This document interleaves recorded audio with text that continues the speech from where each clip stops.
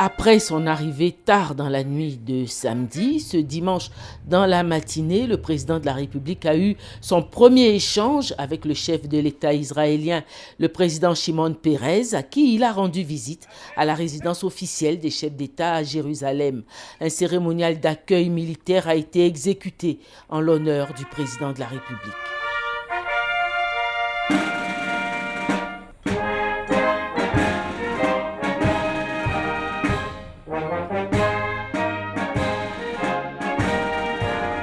Après les salutations d'usage et la signature du livre d'or, le président de la République et son hôte ont eu un échange de paroles. Le chef de l'État israélien, qui a connu personnellement le président Houphouët-Boigny, qui avait effectué en 1962 une visite officielle en Israël au moment même où lui, Shimon Peres, était Premier ministre dans son pays, a dit sa grande émotion de recevoir le président Alassane Ouattara, qu'il considère à l'instar du président Houphouët-Boigny comme un grand Africain. Monsieur le Président, c'est avec une grande émotion que je vous accueille ici, une émotion tout à fait vraie, tant au nom du peuple que en mon nom personnel. Les relations entre Israël et la Côte d'Ivoire ont toujours été des relations très particulières. J'ai eu l'immense honneur et le grand plaisir de connaître personnellement le président Houphouët-Boigny. C'était une amitié très personnelle qu'il y avait entre nous. Il est venu ici en Israël il y a plus de 50 ans. Je suis le seul qui peut me targuer personnellement, à cause de mon âge évidemment, de vous dire ces choses de manière absolument directe. J'étais là, j'en suis le témoin. Et voilà, vous êtes pour nous un très très grand ami. Je crois que vous êtes un très grand Africain. Vous êtes devenu aussi le président de l'Union africaine occidentale. Tout cela, ce sont des choses extrêmement importantes à nos yeux. Je pense que ce sont des choses qui sont basées sur la foi que vous avez de pouvoir changer les choses. Je suis sûre que vous allez pouvoir ramener l'espoir à l'Afrique et nous ferons tout le nécessaire pour que revienne l'amitié entre les pays. Le président de la République a remercié le chef de l'État israélien pour l'accueil qui lui a été réservé.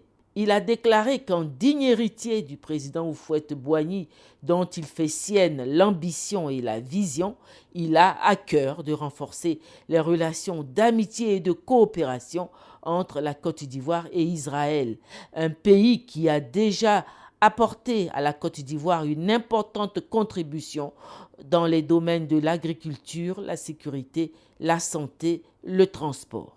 Monsieur le Président, comme vous le savez, le président Houphouët-Boigny a effectué une visite officielle en Israël en 1962 et le voici près de vous en 2012, c'est-à-dire un demi-siècle plus tard.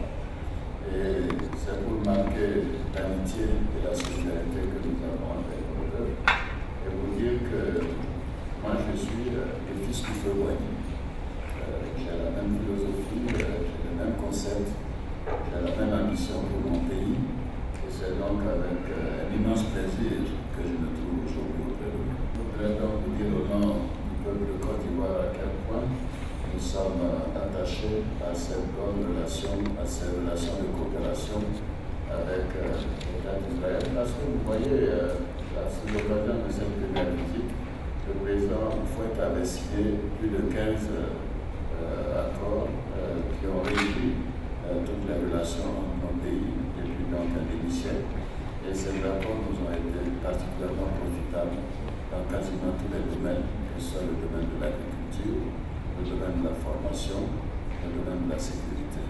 Nous avons l'ambition et l'intention de continuer de renforcer cette coopération pour la demi-siècle et vous dire que nous attendons beaucoup d'Israël pour nous aider à aller plus vite et à accélérer le développement de la Côte d'Ivoire. Après ce premier échange de vues entre les deux chefs d'État et qui était ouvert à la presse, la suite de l'entretien s'est poursuivie hors micro, mais toujours sur les questions d'ordre économique, notamment le développement de la coopération dans de nouveaux domaines comme l'énergie, les mines, le pétrole, la défense, l'encadrement des jeunes, entre autres. En somme, un nouveau développement des relations entre les deux pays. Déjà laissé entendre le président de la République, une importante délégation d'hommes et de femmes d'affaires israéliens est attendu à Abidjan au mois de juillet prochain.